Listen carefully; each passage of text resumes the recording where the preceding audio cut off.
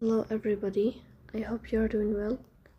Today we'll talk about how to fix or how to solve the problem of white screen on the application of Rapid TV. We click on settings.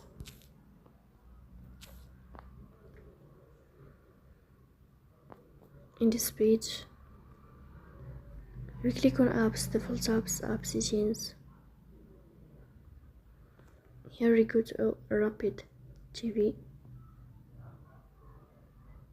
Then we click on first stop and we click OK.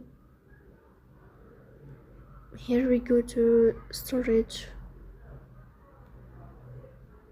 Then we click on clear cache.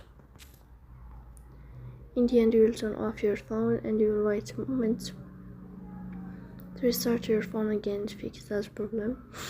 So please don't forget to support us by like and subscribe. See you next time.